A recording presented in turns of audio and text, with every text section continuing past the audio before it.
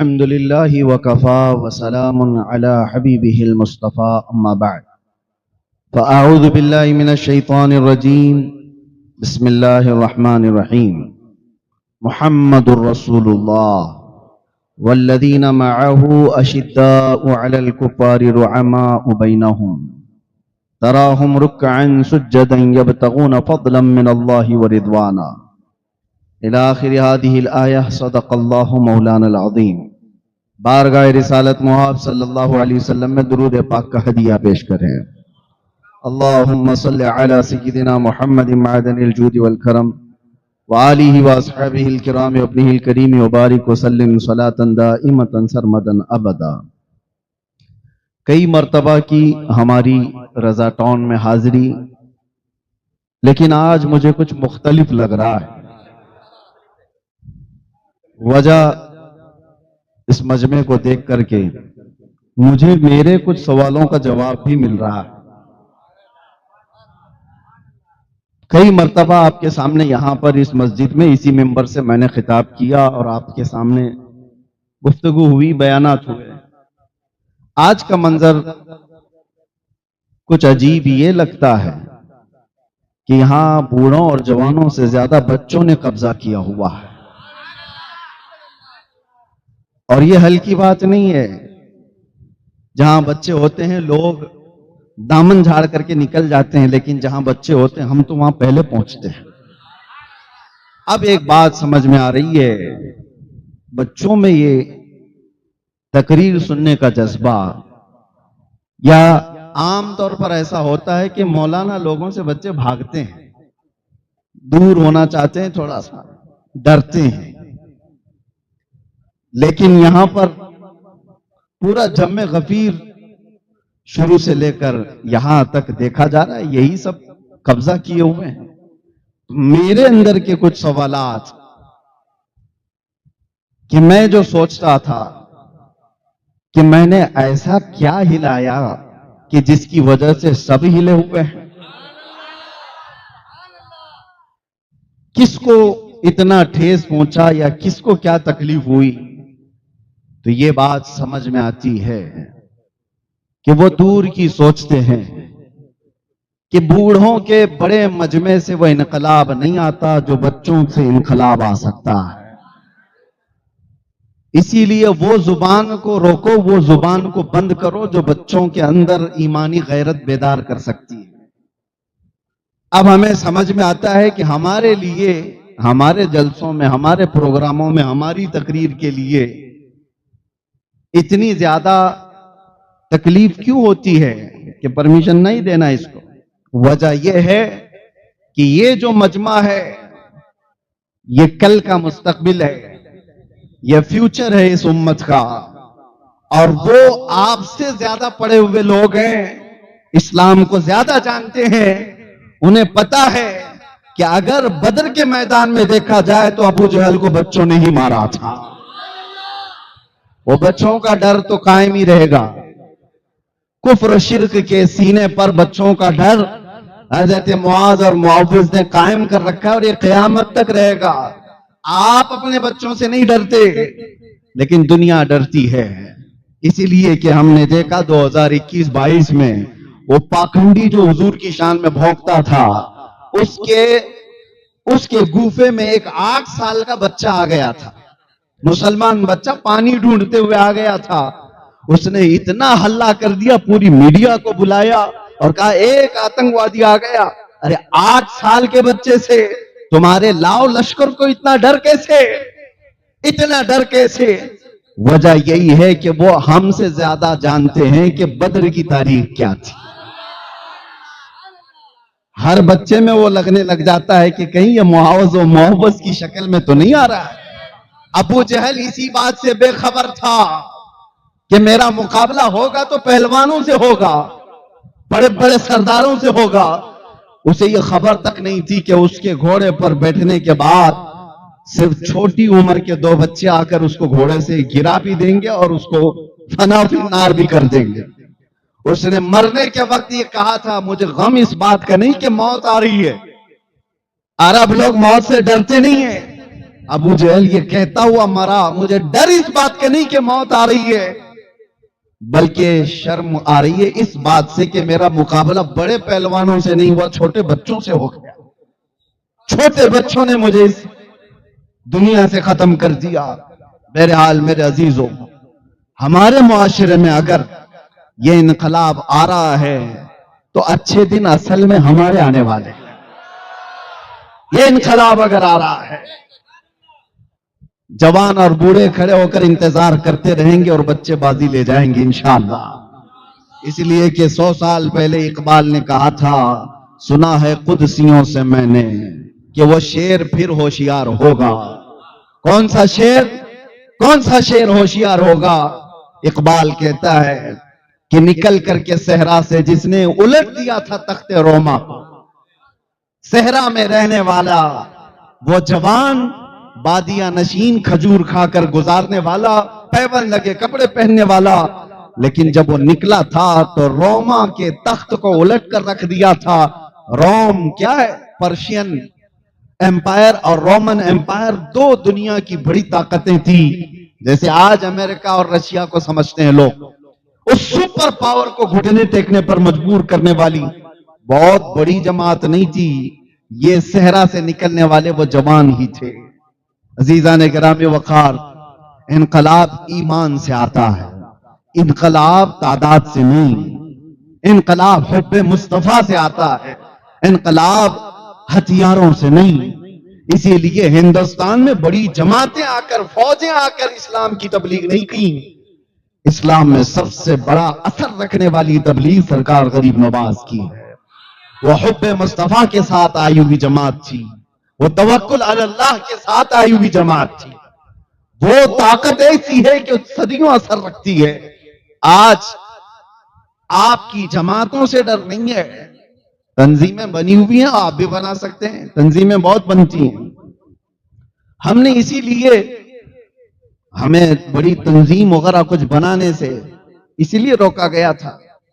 میں بہت تفصیل میں نہیں جاؤں گا، اس لیے کہ ساری چیزیں پھر ریکارڈ ہوتی ہی رہتی ہیں۔ آپ کو ایک بات میں بتاؤں، بڑی تنظیموں سے ڈر نہیں، بڑی طاقتوں سے ڈر نہیں۔ دنیا ایک بات سے ڈرتی ہے کہ ایمان نہ آ جائے کسی کا، اور وہ ایمان جو انقلاب لاتا ہے وہ بہت عظیم طاقت ہے میرے عزیزوں، آپ کو اندازہ بھی نہیں، آپ کو اندازہ بھی نہیں اس چیز کا۔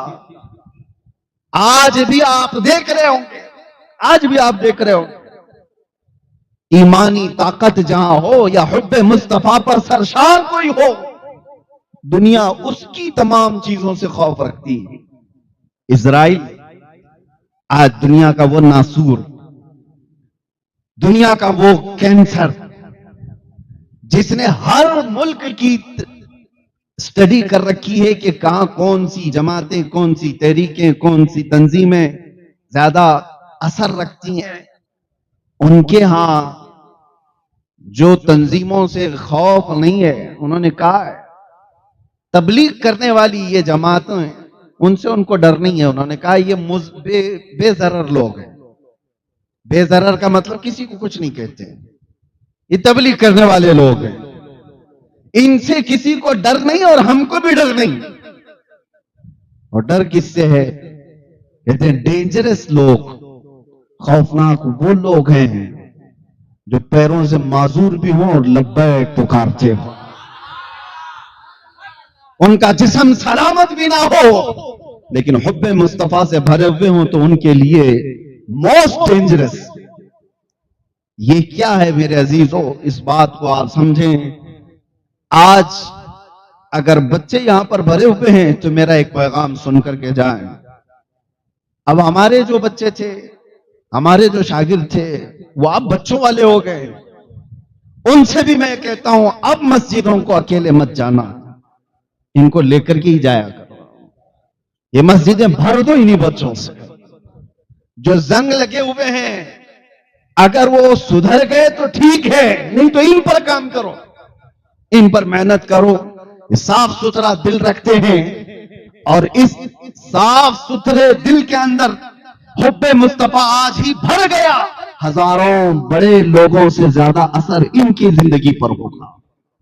بڑے بڑے لوگ جو کام نہیں کر سکتے وہ یہ بچے صاف ستھرے دل کے ساتھ کر جائیں گے انشاءاللہ. اور کبھی اپنی صفوں سے ان کو بے دخل مت کیا کرو، مسجدوں سے انہیں نہ بھگاؤ کہ بچے شور کرنے والے لوگ ہیں ان کو نکل جانے دو. نہیں، یہ اسی عمر کے اندر بہت ساری چیزیں کیچ کر رہے ہیں، اپنے ذہن میں محفوظ کر رہے ہیں. کل کو یہ ان کے اندر وہ چیزیں آئیں گی. میرے عزیزو، آج ہمیں جس طرح سے آپ بڑے بڑے مجمع میں پکارتا ہوا دیکھتے ہیں، ہمارے اندر بے خوفی اور نڈر پن کہاں سے آیا؟ ہم نے بھی اپنی چھوٹی عمر میں کسی کو دیکھا، بزرگوں کو اس طرح سے دیکھا، بلا خوف لومۃ لائم ان کی زندگیاں ہم پر اثر کرتی گئیں. ان کو دیکھا تھا کہ کسی کو خاطر میں نہیں لاتے. شریعت مصطفیٰ کے سامنے ہم نے سب سے زیادہ حضور تاج الشریعہ رحمت اللہ تعالی علیہ کو دیکھا. وہ مزاج رکھتے تھے. میں مصر میں پڑھنے کے زمانے میں دیکھتا، آپ تشریف لائے، اس وقت آپ کی بینائی نہیں تھی، بغل میں آپ کے بیٹھے ہوئے بہت بڑے عالم دین ازہر میں جو حدیث کا درس بھی دیا کرتے تھے جامع مسجد الازہر میں، بخاری پڑھانے والے. لیکن چونکہ وہاں کا ماحول ہے، بڑے بڑے لوگ علماء، وہ ڈاکٹر بھی ہیں، پیشے سے ڈاکٹر بھی ہیں اور بخاری کا درس بھی دیتے تھے. وہ سوٹ میں تھے، ٹائی پہنے ہوئے تھے. ان کے ہاں یہ نارمل بات ہے. ترکی میں، مصر میں آپ وہاں جائیں گے تو علماء بھی یہ سوٹ بوٹ میں رہتے ہیں، ان کا ایک لباس. حضرت کے بغل میں بیٹھے ہوئے اور اپنا ایک اثر اور رسوخ رکھنے والے. حضرت کو آپ کے مصاحبین میں سے ایک نے کہا کان میں کہ آپ کے ساتھ بیٹھے ہوئے یہ بڑے عظیم یہاں کے محدث بھی ہیں، بڑے عالم بھی ہیں، لیکن وہ ٹائی پہنے ہوئے بیٹھے ہیں. اسی وقت حضرت اپنا چہرہ سیدھا کر لیا اور سیدھے عربی میں ان سے دو ٹوک کہہ دیا. یہ نہیں دیکھا کہ میں یہاں مصر میں مہمان بن کے آیا ہوں، یہ نہیں دیکھا کہ میں 4 دن کے دورے پر آیا ہوں، ملک ان کا ہے، اثر ان کا ہے، انفلوئنس ان کا زیادہ ہے. جو شریعت کہتی تھی کہہ دیا. ان کو برا لگتا ہے یا نہیں لگتا یہ بھی نہیں کہنا تھا، کہہ دیا کہ یہ حرام ہے، شعار نصارہ ہے، یہ ہماری تحقیق ہے. ہم اس وقت تھوڑا سا سہمے ہوئے تھے کہ پتہ نہیں محفل کیا ہو جائے گی. وہ بگڑ کر کے چلے گئے تو کیا ہوگا ہمارا سب کا؟ ہم بھی یہاں پڑھنے کے لیے آئے ہوئے ہیں، سارے لوگوں کا کیا ہوگا؟ حضرت کو بولنا تھا بول دیے. میرے عزیزو، ایمان کی سچائی کے ساتھ جب کوئی اصلاح کرتا ہے تو ہم نے اس کا اثر دیکھا. اسی وقت انہوں نے اپنے گلے سے اٹھائی نکالی تھی. کہا ہمارا جو مسئلہ ہے یہاں کا عرف ہے، عرف ہے، مشہور ہے، سب پہنتے ہیں، وہ سب اپنی جگہ پر، لیکن میں اس کے پہننے پر ایک بھی دلیل نہیں دینا چاہتا. آپ کے نزدیک حرام ہے، میں نے نکال دیا. اثر بھی دیکھا. میرے عزیزو، جب بڑوں کو ہم اس انداز سے دیکھتے ہیں تو پھر یہ ایمانی غیرت بھی بیدار ہوتی ہے، ایمانی حرارت بھی ہمارے اندر آتی ہے. یہ بچے اگر آج ہمیں دیکھتے ہیں تو انشاءاللہ العزیز کل کو جب یہ جوان ہوں گے تو بزدلوں کی طرح چین چین بات نہیں کریں گے، آنکھوں میں آنکھیں ڈال کر بات کرنا سیکھیں گے. یہ وہ الگ لوگ ہیں، وہ الگ لوگ ہیں جن کو اپنے چلے چٹی کی فکر ہو. یہ سنی صحیح العقیدہ وہ بچے ہیں جو حب مصطفیٰ پر کسی بات سے سودا نہیں کرتے. اور آج میں اسی بات پر آپ کے سامنے آیا ہوں. بات ہے آج حضرت عمر فاروق کی. ظاہر سی بات ہے ہم نے تمہید چھیڑی ہے تو اب اسی ذات تک پہنچتے ہیں. صحابہ میں سب سے زیادہ غیرت مند صحابی حضرت عمر بن خطاب رضی اللہ تعالیٰ. حضرت عمر فاروق رضی اللہ تعالیٰ عنہ کا حال تو یہ تھا، میرے آقا صلی اللہ تعالیٰ علیہ وسلم نے تو یہ فرمایا کہ ہر امت میں ایک بیان کرنے والا ہوتا ہے جس کی زبان اللہ تعالیٰ کو پسند، اور میری امت میں وہ عمر بن خطاب ہے جب حضرت عمر کچھ کہتے ہیں مشورے کے طور پر، اللہ تعالیٰ اس کو قرآن کی آیت بنا کر نازل کر دیتا. اور جو باتیں حضرت عمر کی مشورے کے طور پر ہے وہ میں آپ کو بتانا چاہتا ہوں. اکثر جگہ وہ غیرت ہے. غیرت کس کو کہتے ہیں؟ غیرت کس کو کہتے ہیں وہ میں آپ کو سمجھاتا ہوں. بزدل آدمی اور منافق کے اندر غیرت نہیں ہوتی. جس کو عام زبان میں اگر کہہ دیا جائے تو بیچ والا آدمی، اس کی غیرت نہیں. بلکہ میں پیدائشی بیچ والے کو نہیں کہہ رہا ہوں، ان کے اندر تھوڑی بہت تو ہوتی ہوگی. لیکن جو منافق ہوتا ہے وہ بے غیرت ہوتا ہے. بے غیرت کی ایک اور مثال میں آپ کو بتا دوں. کس کو کہتے ہیں؟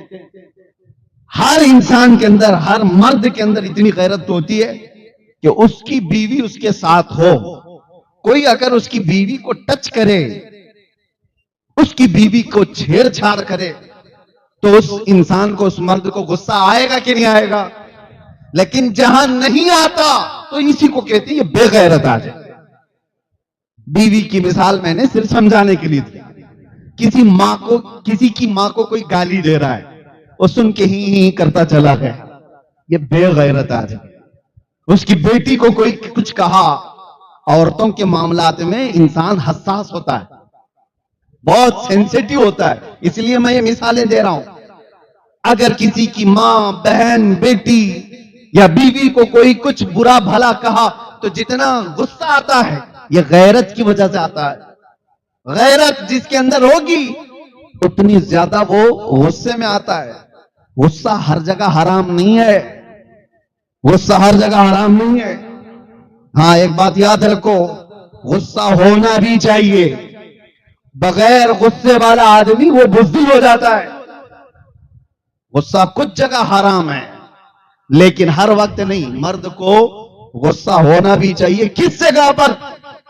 میں تو حدیث کے ذریعے سے بتا رہا ہوں. اگر آپ گھر میں بیٹھے تھے، آپ کے گھر کے سامنے سے آپ کا دروازہ کھلا ہوا تھا، کوئی شخص آپ کے گھر کے اندر نظر ڈالتا ہے آپ کی عورتوں پر، حضور پاک فرماتے گھر والے کو اختیار ہے غیرت میں آ کر اگر اس نے پتھر اٹھایا اور دیکھنے والے کی آنکھ پر مار دیا، اس کی آنکھ پھوٹ بھی گئی، تو مارنے والے پر مواخذہ نہیں ہوگا. کیوں؟ اس نے غیرت کی وجہ سے کیا. یہ غیرت ہے، یہ غصہ ہے اس کا، اور یہ انسانی فطرت کا حصہ ہے. انسانی فطرت کا حصہ ہے. اور جب یہ غیرت نکل جاتی ہے تو ایسے کچروں کا کوئی کام بھی نہیں ہوتا. اسی لیے میرے عزیزوں، اب دو چیزوں کے لیے میں یہ باتیں کہہ رہا ہوں. اپنی جب کبھی کوئی کمیٹی بنانا ہو، اور جب کبھی تمہیں دوستی کرنا ہو، اور جب کبھی تمہیں کسی سے رشتہ کرنا ہو، یہ تین جگہوں پر غیرت سب سے پہلے دیکھو اس کے اندر کتنی. بے غیرت آدمی اگر تمہاری کمیٹیوں میں بیٹھے گا تو سب کو منافق بنا کر رکھے گا، نہ وہ تمہارا کوئی فیصلہ لے پائے گا. اس سے زیادہ تو غیرت والی عورتیں ہوتی ہیں بہت ساری جگہوں پر. آپ کو پتا ہے جب بے غیرت آدمی کو آپ اپنا سردار بنا لیں یا دوست بنا لیں تو اس کی بیماری کا اثر تمہارے اندر بھی آتا ہے. حضرت عمر ابن خطاب رضی اللہ تعالیٰ عنہ کے مشوروں کے بارے میں کہہ رہا تھا. نبی اکرم صلی اللہ تعالیٰ علیہ وسلم کی ازواج مطہرات مومنوں کی کیا ہیں؟ سب کیا ہیں؟ حضور کی بیویاں مومنوں کی ماں ہیں. ام المومنین کہا جاتا ہے حضور کی ہر بیوی کو. پہلے وہ صحابہ اکرام حضور کے گھروں پر جاتے تھے تو حضور کی بیویاں کوئی سامان لینا ہے دینا ہے آمنے سامنے ہو جاتی تھی. یہ معاملہ تو نارمل تھا، لیکن حضرت عمر کو یہ پسند نہیں تھا. حضرت عمر ابن خطاب رضی اللہ تعالیٰ حضور کی بارگاہ میں آ کر یوں کہتے ہیں کہ یا رسول اللہ صلی اللہ علیہ وسلم، آپ کی ازواج مطہرات، ان کے سامنے صحابہ آ جاتے ہیں، یہ مجھے اچھا نہیں لگتا. صحابہ دنیا کے سب سے اچھے لوگ ہیں جن کی نگاہیں خطا نہیں کریں گی، اور خطا کریں بھی تو کس کے ساتھ؟ وہ تو امت کی مائیں ہیں. ماں کے پاس تو بچہ جا ہی سکتا ہے، ساری دلیلیں ایک طرف لیکن غیرت عمر ایک طرف. حضرت عمر کی غیرت، میرے نبی کی بیویاں ہیں، عام نہیں ہیں. تو یہ حضرت عمر نے آ کر مشورتاً حضور کی بارگاہ میں عرض کیا. اسی رات کو جبرائیل امین آیت لے کر نازل ہو گئے، یا نساء النبی لستن کاحد من النساء، اے نبی کی بیویوں تم عام عورتوں کی طرح نہیں ہو، عام عورتوں کی طرح نہیں ہو.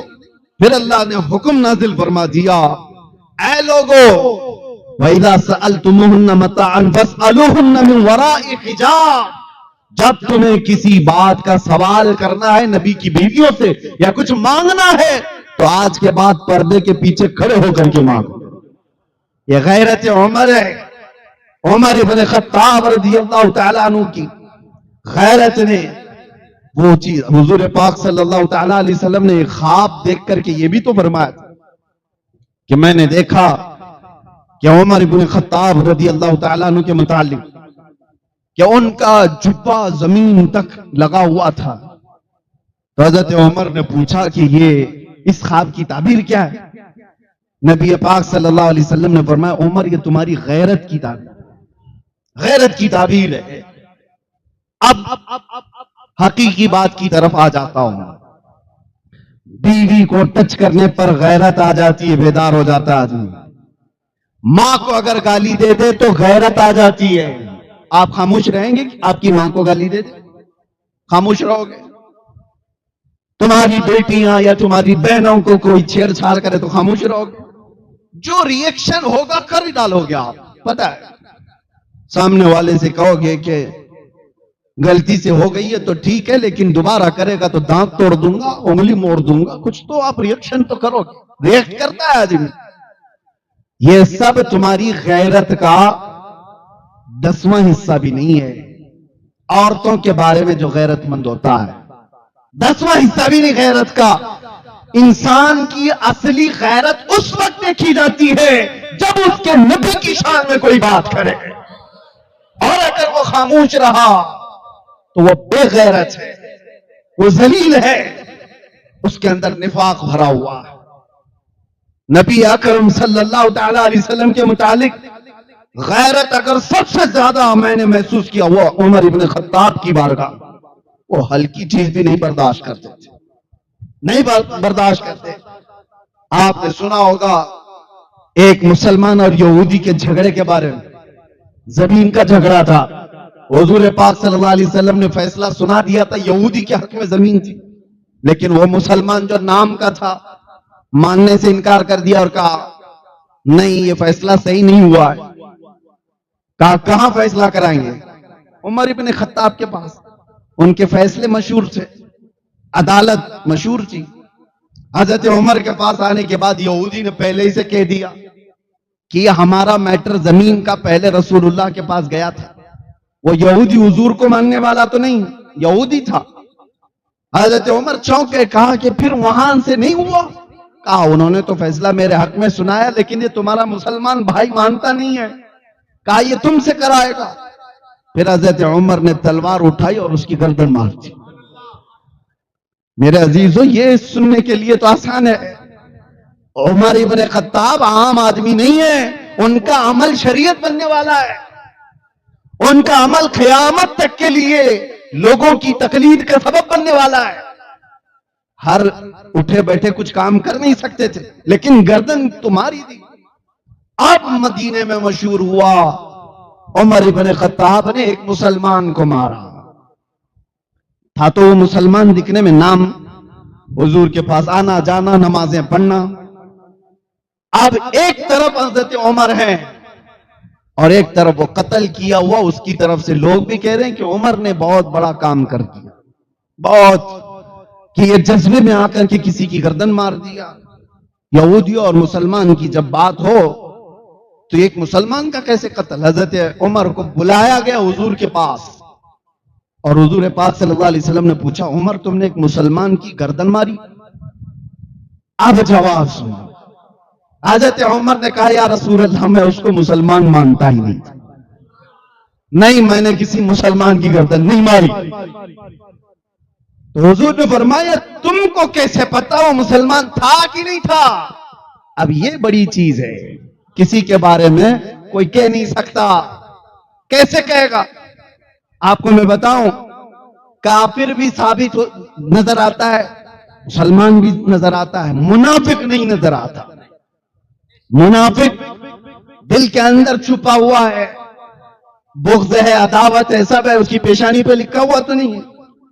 اب آج کے زمانے میں کسی کو منافق نہیں کہہ سکتے، یہ بھی مسئلہ سن لیا، کسی کو منافق ڈائریکٹ، ہاں علامات نفاق ہے اس کے اندر، یہ کہہ سکتے ہیں، نفاق کی چیزیں اس کے اندر ہے۔ منافق کہنا یہ غیب کی بات ہے، اور آج کون اس طرح غیب کی خبر دے گا؟ دل کے اندر چھپی ہوئی چیز۔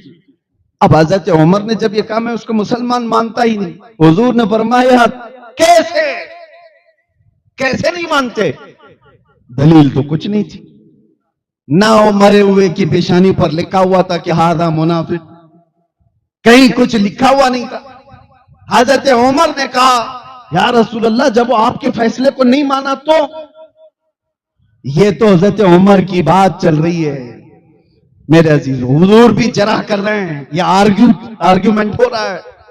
رسول پاک صلی اللہ علیہ وسلم نے فرمایا عمر کیا تم اپنی طرف سے اپنی رائے سے یہ قائم کر لو گے کہ کون مسلمان ہے کون منافق ہے کون مسلمان نہیں ہے؟ بات چل ہی رہی تھی کہ جبرائیل امین آیت لے کر نازل ہو گئے۔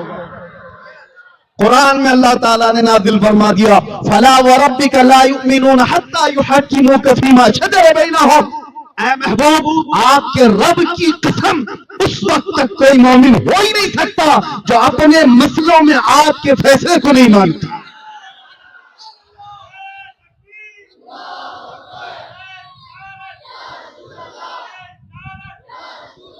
یہ حضرت عمر کی غیرت تھی، کر دیا جو کرنا تھا، لیکن دلیل کے لیے کچھ تھا نہیں کہ مرا ہوا منافق ہے، لیکن کوئی دلیل کے لیے ساتھ میں ہو یا نہ ہو میرا رب حضرت عمر کی گواہی دیتے ہوئے قرآن میں آیت نازل فرما، قرآن میں آیت آگے آج بھی تلاوت کر رہے ہیں، اور پھر یہ مسئلہ بن گیا شریعت تک کے لیے، شریعت قیامت تک کے لیے یہ دلیل بن گئی۔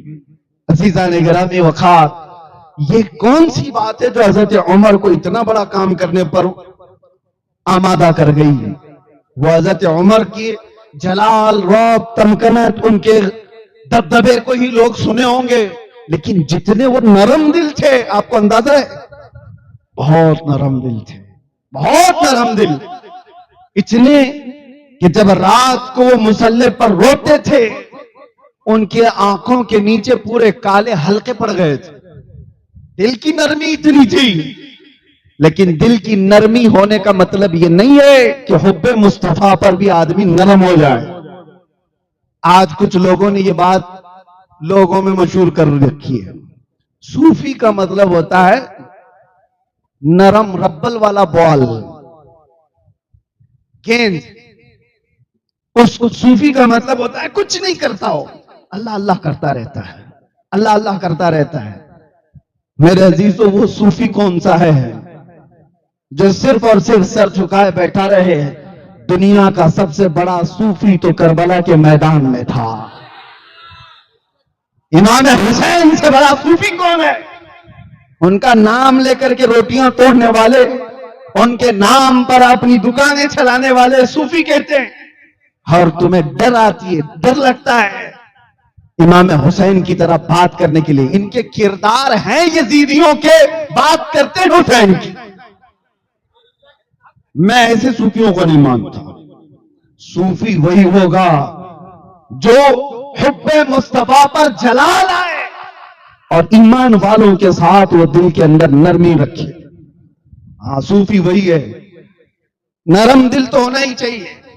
لوگوں نے ایک الگ کنسپٹ بنا کر کے رکھا ہے، صوفی تصوف کا مطلب ہے دنیا چھوڑ کر کے رہنا، کسی کو کچھ نہیں کہنا، کسی کو کچھ نہیں کہنا۔ یہ تو ایسی ہے، ایک صوفی صاحب کے بارے میں سنا، کھیت میں بیٹھے رہتے تھے، بھٹے کی کھیت تھی ان کی، مکئی کی، اور ایک گدھا آتا تھا کھیت چرنے لگ جاتا تھا، اور یہ تسبیح ہلاتے بیٹھے ہوئے، تسبیح بھی پڑھ رہے ہیں اور یہیں سے اے اللہ بچا لے میرے کھیت کو، اے اللہ بچا لے میرے کھیت کو، اے اللہ بچا لے میرے کھیت کو۔ وہ گدھا ہے، چر کے چلا جاتا تھا۔ کچھ محلے کے جوان تھے، اولڈ ڈبلی والے، وہ صوفی صاحب کو روز دیکھ رہے تھے۔ کہا یہ پیر صاحب روز تسبیح گھما رہے ہیں اور یہ گدھا چر کے چلا جاتا ہے۔ ایک دن دیکھا، 2 دن دیکھا، 4 دن، ان کی تسبیح نہیں ختم ہوتی اور گدھا کھانا نہیں چھوڑتا۔ آدھا کھیت ختم ہو گیا تھا۔ 5 دن کے بعد یہ نوجوان لوگ ایک بڑا ڈنڈا لے کر کے آئے اور اس کے بعد آئے، جیسی گدھا کھیت میں آیا، گدھے کو ادھر سے مارا، ادھر سے مارا، ادھر سے مارا، ادھر سے مارا۔ گدھا چیختے چیختے زخمی ہو کر بھاگ گیا، کھیت میں محفوظ ہو گیا، بچ گیا۔ صوفی صاحب کے پاس آئے جوان لوگ، کہا کہ حضرت ہر کام تسبیح سے نہیں ہوتا، کچھ کاموں کے لیے ڈنڈے بھی چاہیے۔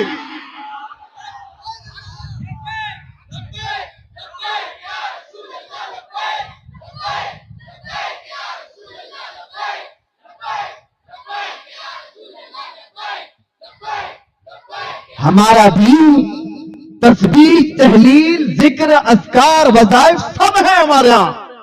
یہ ہمارے دلوں کو نرم کرنے کے لیے، ہمارے دلوں کو پاک کرنے کے لیے۔ اگر سب کچھ ذکر و اذکار، تسبیح و تحلیل سے ہی ہوتا تو میرے مصطفیٰ یہ صحابہ کو لے کر مدینے میں بیٹھ جاتے، بدر کیوں جاتے، احد کیوں جاتے، خندق کیوں کھودتے پیٹ پر پتھر باندھ کر۔ عزیزان گرامی وقار، یہ دین کا مزاج ہے، میرے دین کا مزاج ہے۔ ہر کام صرف تسبیح و تحلیل سے نہیں، کچھ کاموں کے لیے تمہاری ایمانی غیرت کی ضرورت ہے۔ اب میں یہ نہیں کہتا کہ سب ڈنڈے لے کر کے نکلو، ہاں نوجوانوں آپ سے میں یہ نہیں کہہ رہا کہ ہتھیار لے کر کے نکلو، ایمانی غیرت تو پیدا کرو۔ تمہارے اندر اگر ایمانی غیرت ہوگی تو اس کا رعب اتنا ہوتا ہے کہ کیڑے مکوڑے ویسے ہی ڈرنے لگتے ہیں۔ بات یہ ہے کہ جب شیر شکار چھوڑ دیتا ہے تو پھر وہ کتوں کی طرح جینے لگ جاتا ہے، اس کا کوئی رعب نہیں ہوتا، اس کا کوئی دبدبہ نہیں ہوتا۔ آپ کو یہ نہیں کہا جا رہا ہے کہ شکار کرنے لگو، لیکن اپنے اندر اتنی ایمانی غیرت باقی رکھو، اتنی ایمانی غیرت باقی رکھو کہ دنیا کو یہ سمجھ میں آئے کہ اس کے ساتھ جو کچھ بھی کر لیں، لیکن اس کی ایمانی غیرت جب بیدار ہوتی ہے تو یہ بہت بڑا انقلاب اور ایک بہت بڑی سونامی لے کے آ سکتا ہے۔ عزیزان گرامی وقار، سیدنا عمر ابن خطاب رضی اللہ تعالیٰ عنہ کی ایمانی غیرت آپ کو بتا رہا ہوں۔ آپ 2 چیزوں کا ایک بہت بڑا حکم دے کر کے گئے۔ میں پڑھ رہا تھا آپ کی سیرت میں، مجھے بہت اچھی چیز لگی۔ آپ فرماتے ہیں 2 چیزوں سے مجھے ڈر ہی نہیں، ایک چیز سے ڈر لگتا ہے۔ عمر ابن خطاب کہاں 2 چیزوں سے بالکل میں پازیٹیو ہوں، ڈر نہیں۔ کہا کون سی؟ کہا ایک ایمان والا وہ جو اپنا ایمان ظاہر کرتا ہے، اپنا ایمان ظاہر کرتا ہے، وہ بہت اچھا آدمی ہے، مجھے اس سے ڈر نہیں۔ اور دوسرا وہ کافر جو اپنے کفر کا اظہار بھی کرتا ہے، اس سے بھی ڈر نہیں، کھلا ہوا کافر ہے، کہہ بھی رہا ہے۔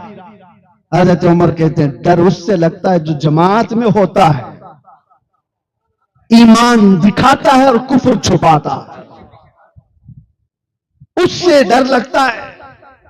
اور یہی امت کے لیے سب سے خطرناک ترین جماعت ہے۔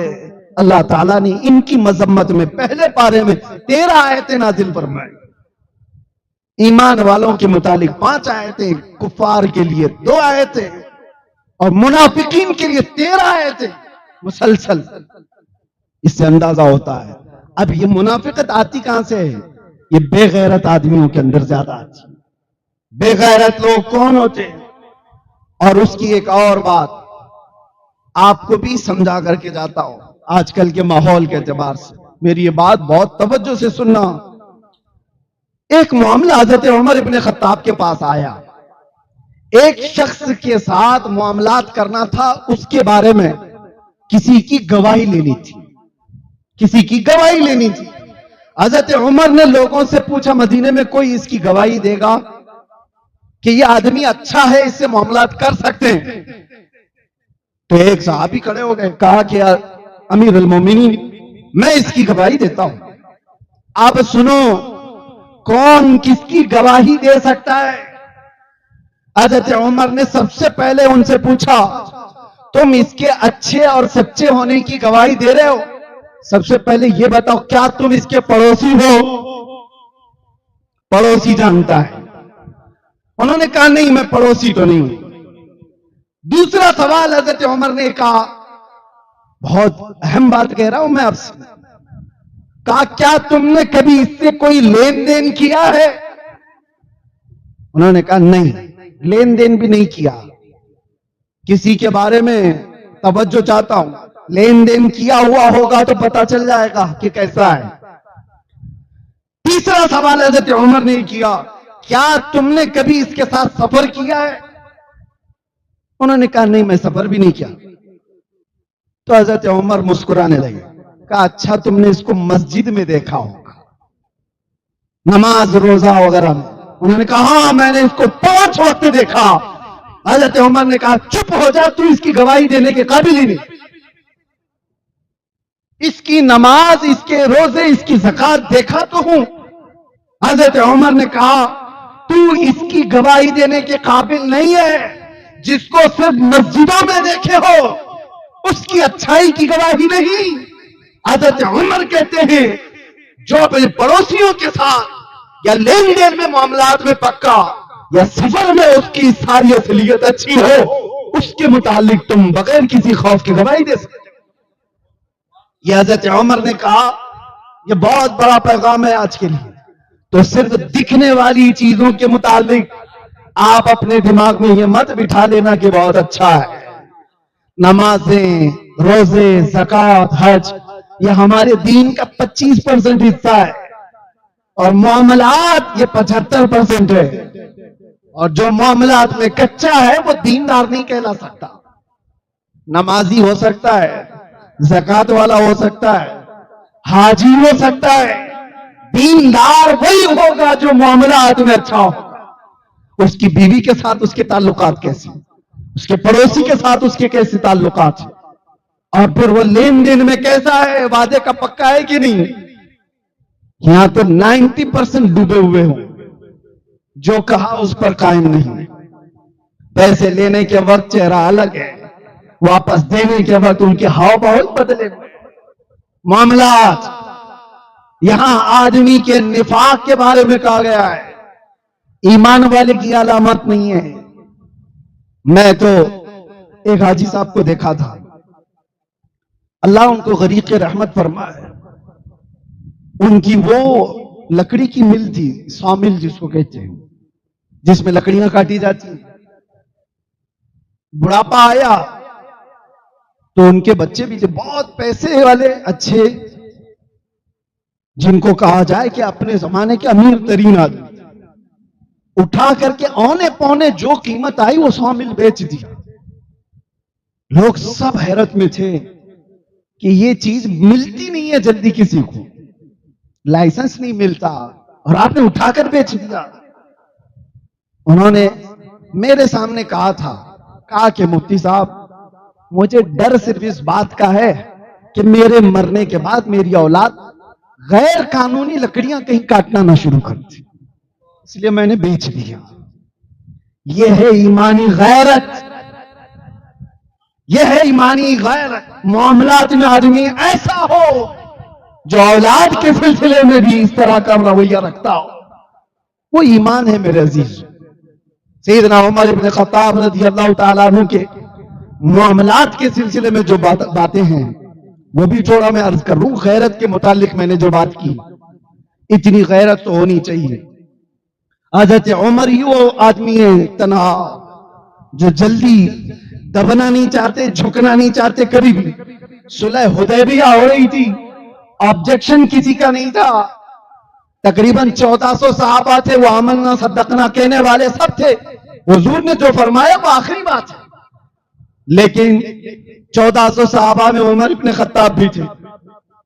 حضور پاک صلی اللہ علیہ وسلم ڈیل کر رہے ہیں، ایگریمنٹ کر رہے ہیں مکہ کے کافروں کے ساتھ کیونکہ حالات ایسے تھے، مکہ والوں نے رسول اللہ کو اور صحابہ کو مکہ سے 35 کلومیٹر دور روک دیا کہ آپ عمرہ نہیں کر سکتے، احرام اتار کر کے واپس چلے جاؤ مدینے، اپنے جانوروں کو یہی ذبح کر دو اور اگلے سال آنا بغیر ہتھیار کے۔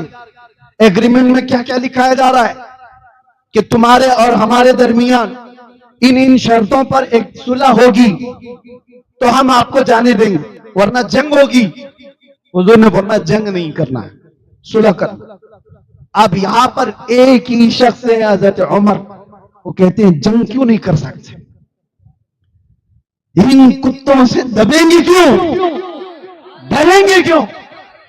یا رسول اللہ بدر میں تو ہم تھے، احد میں بھی تھے، ہم خندق میں بھی تھے، یہ سب جنگیں ہم دیکھے ہیں اور ان کو بھی ہم اچھی طرح سے دیکھے ہوئے ہیں، نمٹا دیں گے، جو ہوگا دیکھا جائے گا۔ حضرت عمر کی غیرت تھی، وہ کہہ رہے تھے کہ ان سے دب کر کے کیوں رسول اللہ صلح کریں، مگر وہ میرے نبی کی نظر تھی، وہ اللہ کی طرف سے وحی کی ہوئی نظر تھی۔ آپ فرما رہے تھے عمر میں جو دیکھ رہا ہوں وہ تم نہیں دیکھ سکتے۔ دل کو اس وقت تک اطمینان نہیں آ رہا تھا۔ صحابہ کو جا جا کر کے عمر ابن خطاب کیا کہہ رہے تھے؟ چلو سب کے سب مل کے حضور سے کہتے ہیں ہم سب لڑنے کے لیے تیار، مرنے کے لیے تیار ہیں، بغیر عمرہ کیے ہوئے کیوں ہم بال کٹا لیں، یہاں پر کیوں اپنے احرام اتاریں؟ سارے صحابہ کوئی آنے کو تیار نہیں۔ کیا حضور نے فرما دیا اب اس کے بعد کیا کہیں گے؟ چند لوگ کہہ رہے تھے چلو عمر ایک کام کرتے ہیں، ابو بکر صدیق کو منا لیتے اور ابو بکر صدیق کو اپنی طرف کر کے رسول اللہ کے پاس لے کے چلیں گے، اور رسول اللہ ابو بکر صدیق کے مشورے کو رد نہیں کریں گے۔ تو یہ سوچ کر کے حضرت عمر گئے ابو بکر صدیق کے پاس اور سنانے لگے کہ ابو بکر آپ دیکھ نہیں رہے ایسی ایسی صلح ہو رہی ہے کہ مدینے سے کوئی آئے گا مکہ بھاگ کر کے تو یہ واپس نہیں کریں گے، اور مکہ سے کوئی ہمارے پاس آیا تو ہمیں واپس کرنا پڑے گا۔ بہت ساری ایسی دبی ہوئی شرطیں تھی، عمرہ نہیں کرنے دیں گے اس سال، اور اگلے سال آئے بھی تو بغیر کسی ہتھیار کے آئیں گے، حفاظت کے لیے بھی کچھ نہیں رکھیں گے۔ یہ سب کیا باتیں ہیں؟ ابو بکر چلو ہم چل کر کے کہتے ہیں حضور کی بارگاہ میں کہ ہم لڑنے کے لیے تیار ہیں، جنگ کریں گے، اس کے بعد عمرہ بھی کریں گے۔ حضرت عمر کو جو جو بولنا تھا بول گئے۔ یہ غیرت کی بات تھی، یہ غیرت ہے، اور جہاں صداقت کمال پر ہوگی وہ صدیق اکبر کی تھی۔ غیرت الگ معاملات کراتی ہے، یہ کیا ہے؟ کوئک معاملات، ابھی دیکھا ابھی مار دوں گا، اور ایک ہے توکل اور صداقت کی ذات۔ صدیق اکبر نے عمر ابن خطاب کے کندھوں کو پکڑا اور جھنجھوڑ کر کے ہلا دیا، اور کیا سخت جملے کہے تھے جانتے ہو؟ اس دن بڑے سخت جملے کہا تھا، الزم غرضک یا عمر، کہا اے عمر زبان سنبھال کر کے بات کر، وہ رسول اللہ کا فیصلہ ہے، وہ رسول اللہ کا فیصلہ ہے۔ وہ تو کہہ رہے احرام اتار کر واپس مدینے چلے جاؤ، قسم رب ذوالجلال کی ہمارا ایمان یہ ہے، مصطفیٰ کہہ دے گردن اتار کر مدینے جاؤ تو بھی اتار کر جائیں۔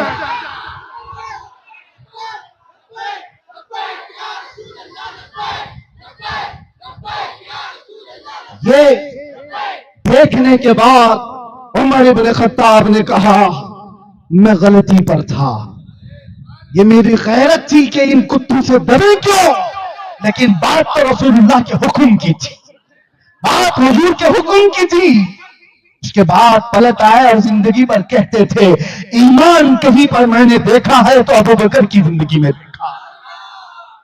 میرے عزیزو، غیرت یہ اپنا معاملہ کراتی ہے، لیکن صداقت جو ہے وہ حب مصطفیٰ کے ساتھ وہ صدیق اکبر میں کوٹ کوٹ اور بھری ہوئی تھی۔ یہی بات ہے کہ حضرت عمر ابن خطاب رضی اللہ تعالیٰ عنہ نے جینا اسے سکھایا ہے، اور غیرت کی جہاں جہاں مثالیں ملیں گی میرے فخر سے سینہ چوڑا ہوتا ہے۔ جوانوں اگر پڑھنا ہے تو عمر ابن خطاب کو پڑھو، بیماریاں ختم ہو جائیں گی بزدلی کی۔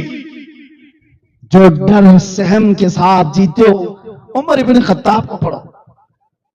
مجھے ایک بات یاد آتی ہے، ایک نوجوان وہ ایمان قبول کیا ہوا ابھی چند سالوں پہلے، اور اس نے آ کر مجھ سے کہا کہ میں داخل اسلام ہوا ہوں، مجھے نام رکھنا ہے۔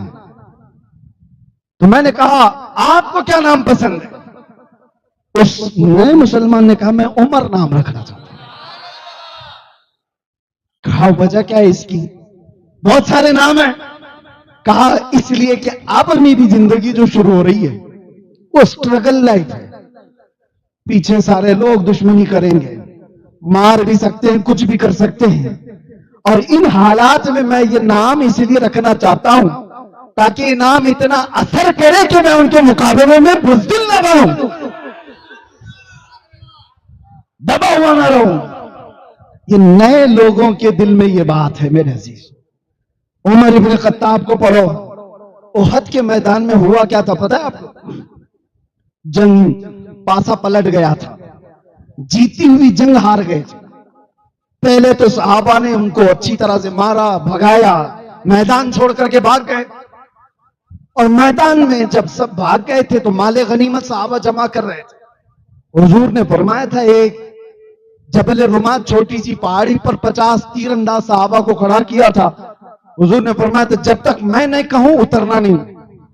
جنگ ختم ہو گئی تو 50 تیر انداز صحابہ آپس میں کہنے لگے، حضور نے جنگ ختم ہونے تک کے لیے کہا تھا چلو اترتے ہیں، ہم بھی مال غنیمت جمع کرتے، لیکن کچھ صحابہ نے کہا نہیں ابھی رکو، حضور کا فرمان آیا نہیں۔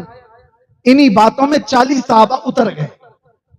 وہ لوکیشن جو تھا بہت ہاٹ لوکیشن تھا جنگ کے لیے، اور جیسے ہی وہ پہاڑی خالی ہوئی اس وقت خالد بن ولید کافروں کی طرف سے تھے، 200 گھوڑ سواروں کو پیچھے سے لا کر کے انہوں نے حملہ کیا اور بھاگے ہوئے بھی واپس آ گئے۔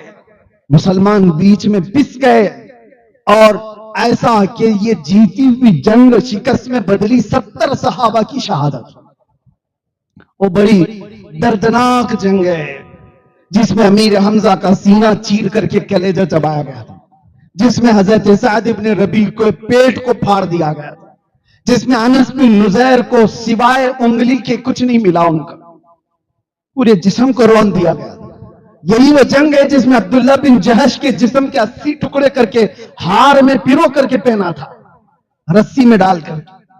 جنگ بڑی سخت تھی۔ یہی وہ جنگ ہے جس میں حضور پاک صلی اللہ علیہ وسلم کے 2 دانت مبارک بھی شہید ہوئے۔ ایسے حالات تھے۔ اب سنیے جو بات میں کہنے جا رہا ہوں، بات تو یہ تھی، اسی بات نے ہمارے حوصلوں کو جوان کر رکھا ہے۔ احد کے میدان میں نقصان تو بہت تھا۔ حضور پاک صلی اللہ علیہ وسلم کو صحابہ لے کر کے احد پہاڑ کے اندر ایک چھوٹا سا غار نما حصہ تھا، وہاں پر پہنچ گئے۔ اب جب وہ آرام کرنے لگے تو ادھر افواہ مشہور ہو گئی کہ رسول اللہ کا قتل ہو گیا، معاذ اللہ۔ کافروں میں یہ افواہ پھیلا دی گئی کہ محمد صلی اللہ علیہ وسلم، ابو بکر اور عمر کا انتقال ہو گیا، ان کا قتل ہو چکا۔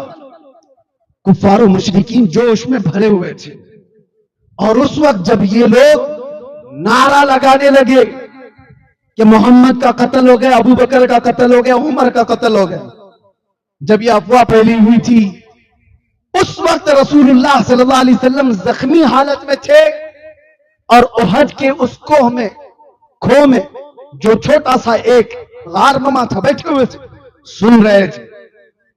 اس وقت ان کی باتوں کو سن کر کے، صوفیوں سنو، صوفی کون ہوتا ہے؟ یہ نہیں کہا کہ کہہ لینے دو، چھوڑو دیکھا جائے گا بعد میں۔ حضور نے ان کی باتیں سنی، اسی وقت کہا عمر کہاں ہے؟ حضرت عمر فوراً پیچھے سے آئے، کہا یا رسول اللہ لبیک حاضر ہوں۔ حضور نے فرمایا عمر جواب دو ان کا، وہ میدان میں جو بکرے ہیں اس کا جواب دو۔ جواب دینا بھی سنت مصطفیٰ ہے، اس لیے ہم جواب دیتے ہیں۔ حضرت عمر نے جواب بھی کیا دیا وہ سنو۔ جب وہ کہہ رہے تھے محمد کا، ابو بکر کا، عمر کا قتل ہو چکا، معاذ اللہ رب العالمین، اب حضرت عمر نے پکار کر کہا ابو سفیان فلاں بن فلاں جن کے نام لینے تھے، کہا سنو محمد صلی اللہ علیہ وسلم بھی زندہ ہیں، ابو بکر بھی زندہ ہے، عمر بھی زندہ ہے، اور تمہاری آنکھوں میں گرتے رہیں گے، تمہارے دلوں پر چبھتے رہیں گے۔ وہ شوق میں رہ گئے کہ یہ لوگ زندہ ہیں۔ تو اس کے بعد پھر نعرہ لگنے لگا ادھر سے، کہا اُعْلُ حُبُل، ان کے ایک بت کا نام تھا، ان کے خدا کا نام تھا حبل، اس کو نعرہ لگاتے ہوئے کہنے لگے جے ہو، زندہ ہو، زندہ باد کے نعرے کہ ہمارے خدا کی زندہ باد یا جے ہو، اس کی وجہ سے ہم جیتے ہیں۔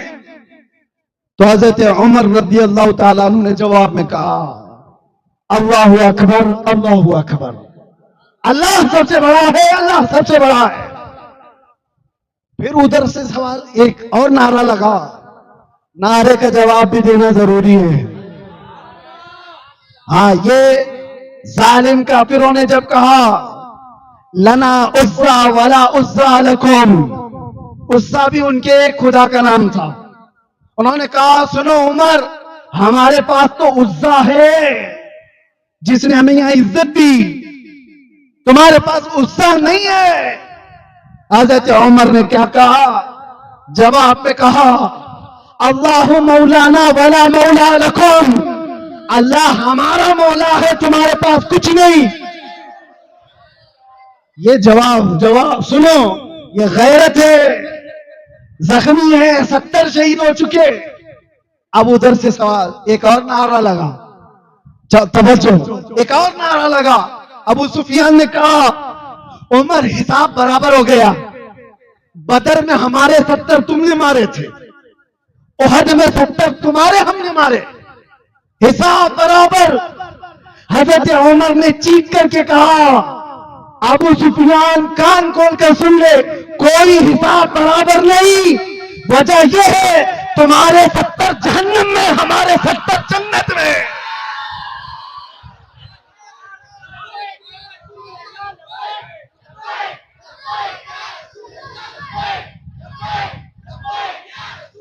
کون سی برابری؟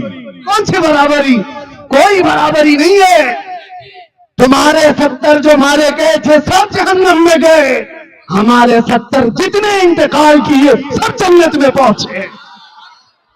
یہ حضرت عمر کی تاریخ پڑھنے کے بعد پھر اگر ہم سے کوئی کہے چپ رہو مولانا، تو ہم کہتے ہیں تو عمر والا نہیں ہے، ہو سکتا ہے تو کھٹمل ہے، عمر والا ہوگا جواب تو دے گا۔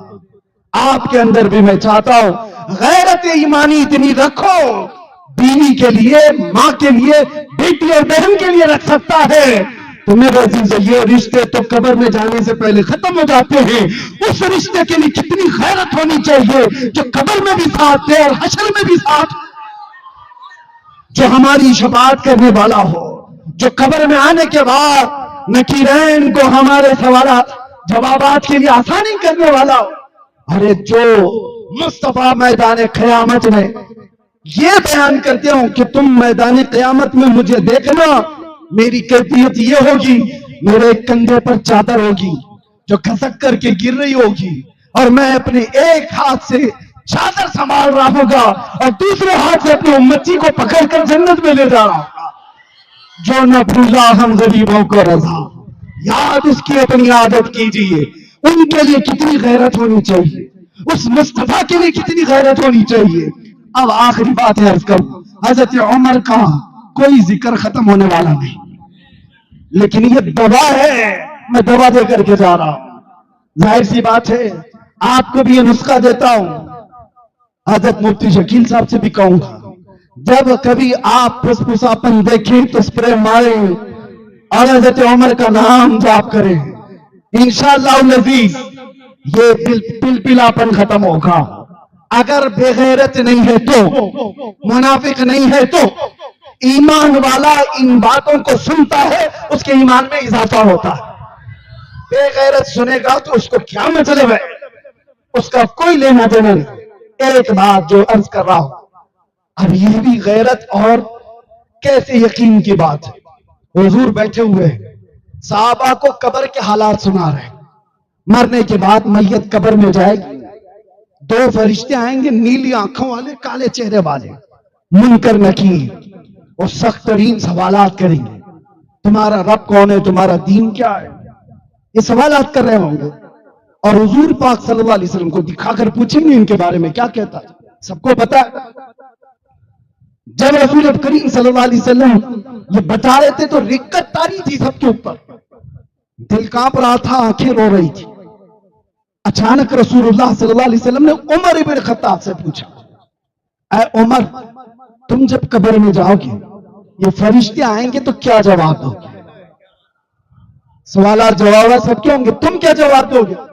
हज़रत उमर ने जवाबात नहीं दिए कि क्या देना है, पहले ये पूछा, या रसूल अल्लाह पहले आप ये बताएं, आज जो मैं आपसे मोहब्बत करता हूं, क्या मेरे मरने के बाद कब्र में भी ये मोहब्बत बाकी रहेगी? आप हैं कि नहीं है? आप रहेंगे कि नहीं? आप दिल में हैं। हुजूर ने फरमाया, उमर, दुनिया की मोहब्बतें मौत के बाद खत्म कर दी जाती हैं, मुझसे जो मोहब्बत करता है वो मैदान क़यामत तक बाकी है, जन्नत तक बाकी रहने वाली है, कब्र में भी रहेगी, हशर में भी मोहब्बत रहेगी।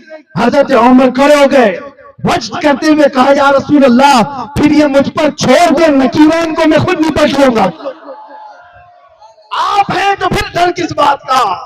आपकी मोहब्बत अगर साथ है, मुनकर नकीर को क्या जवाब देना है वो मैं देख लूंगा। मेरे अजीजों, ये तवक्कुल, ये यकीन, ये बेखौफी कहीं से आती है, वो उमर इब्न खत्ताब की जिंदगी से सीखने मिलता है। इसीलिए मेरे अजीजों, अब जहां से जिसको जैसे गुजारना है, हम भी तैयार खड़े हैं इस बात को सोच करके, या रसूल अल्लाह, कुल्लु मुसीबतिन बादका जुलूम, आप अगर हैं तो हर मुसीबत छोटी है। मेरा नारा यही है, या रसूल अल्लाह, हर सितम, हर मुसीबत गवारा है, एक बात तुम कह दो कि तू हमारा है। लब्बैक या रसूल अल्लाह, लब्बैक या रसूल अल्लाह।